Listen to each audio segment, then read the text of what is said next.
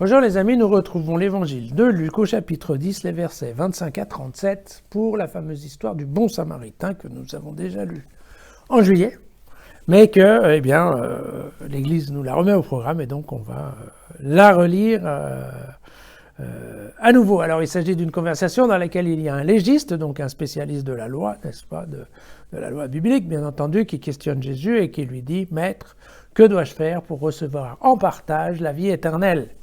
Et donc Jésus répond, et dans la loi, qu'est-il écrit, qu'est-ce que t'en dis? Et donc le légiste répond, en citant bien évidemment la partie du Deutéronome, « Tu aimeras le Seigneur, ton Dieu, de tout ton cœur, de toute ton âme, de toute ta force et de toute ta pensée, et ton prochain comme toi-même. » Et voilà, donc à la fois ces deux passages bien connus de l'Ancien Testament. Et donc, bien entendu, rien à dire là-dessus. Jésus lui dit, tu as bien répondu, fais cela et tu auras la vie. Mais alors le légiste veut faire un peu le malin, il lui dit, oui, mais alors dis-moi, qui est mon prochain? Voilà, et alors là, Jésus répond en racontant une petite histoire, qui est qu'un homme descendait de Jérusalem à Jéricho. Il tomba sur des bandits qui, l'ayant dépouillé et roué de coups, s'en allèrent, le laissant à moitié mort. Il se trouva qu'un prêtre descendait par le même chemin. Il vit l'homme et passa à bonne distance. Ensuite, un lévite également vint par le même chemin. Il vit l'homme et passa à bonne distance. Et puis enfin, un samaritain qui était en voyage arriva lui aussi près de l'homme. Il le vit et fut pris de pitié. Il s'approcha, banda ses plaies, y versant de l'huile et du vin, le chargea sur sa propre monture, le conduisit à une auberge et prit soin de lui.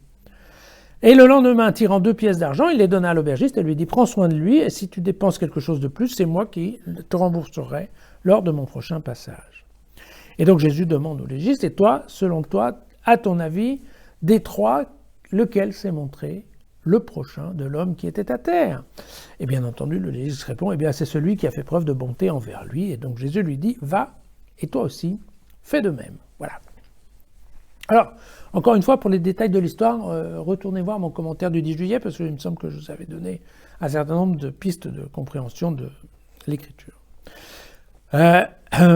Sans revenir dans les détails, je pense que, par contre, il faut me dire quelques mots sur le fond. Bien noter qu'une fois de plus, eh bien, Luc en veut un peu au clergé.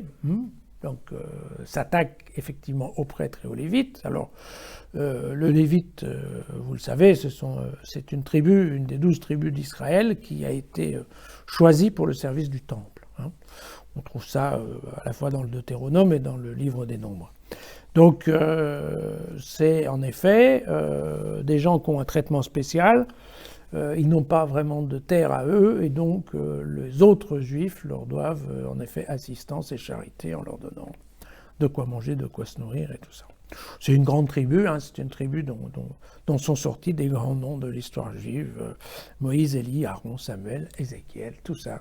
C'était des Lévites, y compris d'ailleurs notre ami Jean-Baptiste, qui lui aussi venait des Lévites. Vous vous souvenez que le père de Jean-Baptiste, il s'appelait Zacharie, travaillait au temple de Jérusalem. Donc il est très clair globalement que dans ce passage-là, ce qu'on va appeler les bons juifs, mais les bons juifs avec responsabilité d'exemple, eh bien, sont ceux qui ont un comportement complètement nul. Voilà. De tout côté, il y a le Samaritain. Alors, vous savez, les Samaritains, je crois que je vous avais déjà expliqué, donc ce sont des gens qui viennent, en effet, de 2 tribus du Nord, les Éphraïm et les Manassés. Ces tribus du Nord, on se souviendra peut-être qu'en l'an moins 1000 à peu près, ils ont fait un peu de sécession.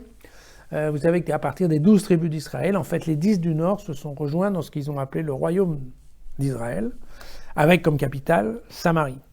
Et au sud est resté le royaume de Juda. Et donc ces deux gens-là, ces deux groupes-là ne se sont jamais vraiment bien appréciés, surtout en fait les gens de Juda. Ce qui s'est passé, c'est que vous savez qu'il y a eu un moment où, en moins 722, je crois, les Assyriens ont envahi le royaume du Nord, alors que les gens de Jérusalem ont négocié avec eux. Et lors, je dirais, de l'invasion, en fait, ce qui s'est passé, c'est que énormément, il y a eu beaucoup de mariages mixtes et beaucoup de mariages croisés, ce qui fait qu'en effet, beaucoup de gens du Royaume du Nord sont nés de mères assyriennes, donc qui n'étaient pas du tout juives. Donc en fait, globalement, voilà, les gens du Sud ont déjà dit que les gens du Nord étaient une race impure. Vous voyez, ça fait longtemps que ça dure. Et donc il n'y avait absolument pas de ce moyen de se parler, et ça a été très loin. Alors du coup, dans leur religion et dans leur pratique, les gens du Nord, eux, ne sont restés, en tout cas les Samaritains, eux n'ont gardé comme texte que le Deutéronome.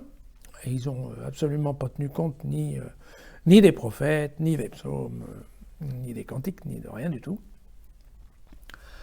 Et puis, ça a été assez loin, puisque quand il y a eu ensuite la première destruction du temple en moins 586 à Jérusalem, eh bien les Samaritains ont proposé leur aide pour reconstruire le temple.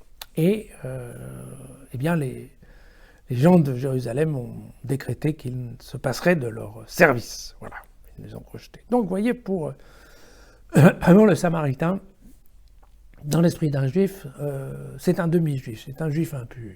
C'est vraiment quelqu'un de pas recommandable, pour ne pas dire que c'est un ennemi public.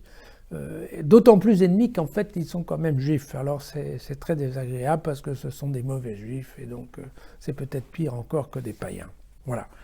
Et eh bien là, ça tombe mal, puisque, en effet, Luc, et on le verra dans d'autres exemples, Luc choisit souvent un Samaritain pour nous démontrer qu'un Samaritain peut avoir un comportement super,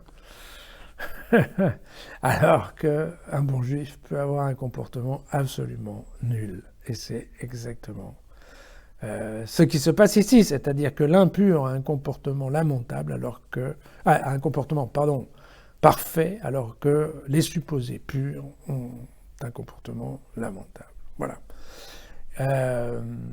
Donc, le message de Luc, il est clair, c'est arrêtez de rouler les mécaniques, et puis faites donc le bien plutôt que de vous gargariser de mots et de règles. Et voilà, c'est cette idée, attention, d'autres sont capables de faire mieux que vous. Voilà. Donc, voilà. C'est une façon qu'a Luc de nous remettre à notre place. Alors,